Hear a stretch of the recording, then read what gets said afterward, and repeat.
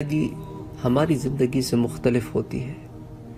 حضور نے فرمایا کہ مردہ کی ہڈی توڑنا ایسا ہی ہے جیسے زندگی میں اس کی ہڈی توڑی جائے۔ ایک مرتبہ حضور حضرت عامر بن حزم رضی اللہ تعالی عنہ کو ایک قبر سے تکیہ لگائے ہوئے بیٹھا دیکھ کر فرماتے ہیں کہ اس قبر والے کو تکلیف نہ دے۔ اس کو مشکات میں یہ حدیث بیان ہوئی ہے۔ جب انسان مر جاتا ہے تو اس عالم سے منتقل ہو کر عالم برزخ میں پہنچ جاتا ہے۔ خواہ ابھی اس قبر میں نہ بھی رکھا گیا ہو یا آگ میں نہ بھی جلایا گیا ہو، اس میں سمجھ اور شعور ہوتی ہے۔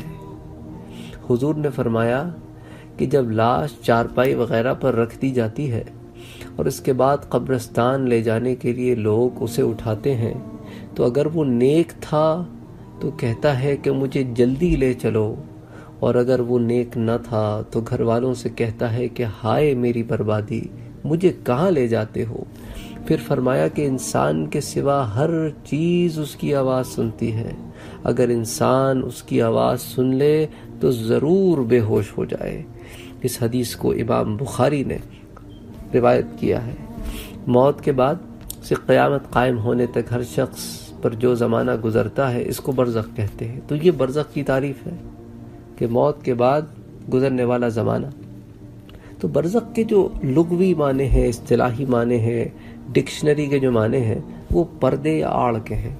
تو چونکہ یہ زمانہ جو ہے دنیا اور آخرت کے درمیان کا زمانہ ہے، تو دنیا سے پردہ ہو گئے ہیں، اس لیے اس کو عالم برزخ کہتے ہیں۔ تو چونکہ عام انسان اپنے مردوں کو دفن کیا کرتے ہیں، اس لیے احادیث شریفہ میں برزخ کی راحت یا عذاب کے بارے میں قبر ہی کے الفاظ استعمال کیے گئے ہیں۔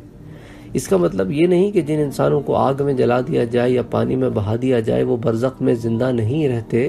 دراصل عذاب و ثواب کا تعلق روح سے ہے، اور یہ بات بھی یاد رہے کہ اللہ عز و جل تو ذروں کو جمع کر کے بھی عذاب و ثواب دینے پر قادر ہے، اور اس سلسلے میں جو حدیث آئیں گی انشاءاللہ پھر ہم آپ کے سامنے ان کو رکھیں گے۔ حدیث شریف میں وارد ہے کہ پہلے زمانے میں ایک شخص ہوا کرتا تھا، بہت گناہگار تھا، بہت گناہگار تھا۔ اس حدیث کو میں بذات خود بھی ایک درس میں صرف اس حدیث کو نقل کر چکا ہوں، لیکن چونکہ ضمن میں یہ پھر آ رہی ہے تو میں اس کو بیان کرتا ہوں کہ اس زمانے میں ایک شخص تھا، پہلے زمانے میں بہت گناہگار تھا۔ تو جب مرنے لگا تو اپنے بچوں کو وصیت کی کہ جب میں مر جاؤں تو میری راکھ مجھے جلا دینا، میرے بدن کو، میری راکھ کو 2 حصوں میں تقسیم کرنا، آدھی پانی میں بہا دینا اور آدھی زمین میں بکھیر دینا۔ تو جب وہ مر گیا تو اس کی وصیت کے مطابق اس کے بچوں نے ویسے ہی کیا۔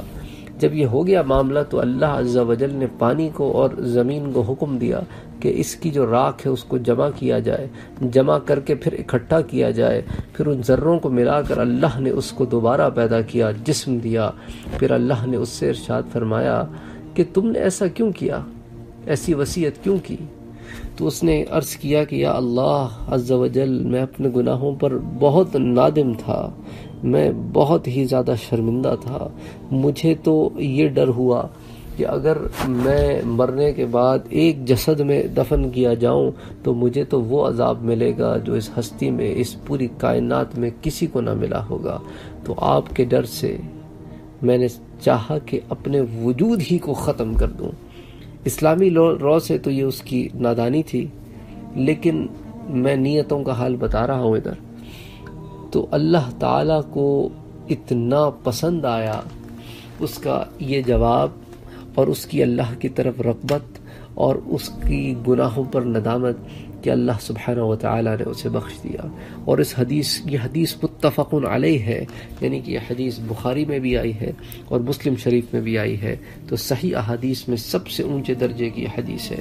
تو حدیث شریف کی روایات سے یہ بھی معلوم ہوتا ہے کہ مومن بندے برزخ میں ایک دوسرے کی زیارت بھی کرتے ہیں، اور اس عالم سے جانے والے سے یہ بھی دریافت کرتے ہیں کہ فلاں کا کیا حال ہے اور فلاں کس حال میں ہے۔ حضرت سعید بن جبیر رحمۃ اللہ علیہ فرماتے تھے کہ جب مرنے والا مر جاتا ہے تو برزخ میں اس کی اولاد اس کو اس طرح استقبال کرتی ہے جیسے دنیا میں کسی باہر سے آنے والے کا استقبال کیا جاتا ہے۔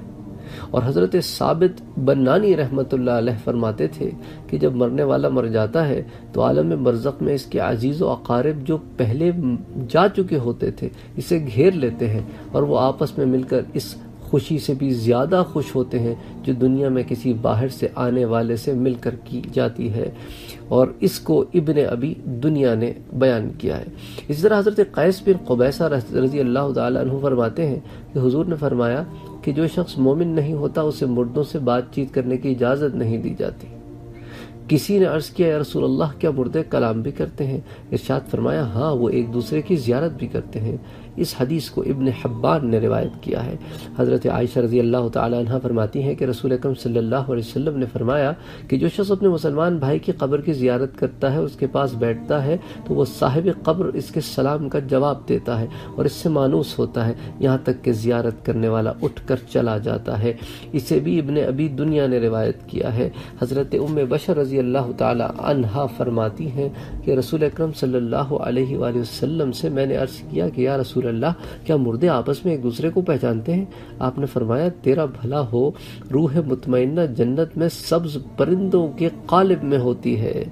اب تو خود سمجھ لے کہ پرندے اگر آپس میں ایک دوسرے کو پہچانتے ہیں تو روحیں بھی آپس میں ایک دوسرے کو پہچانتی ہیں۔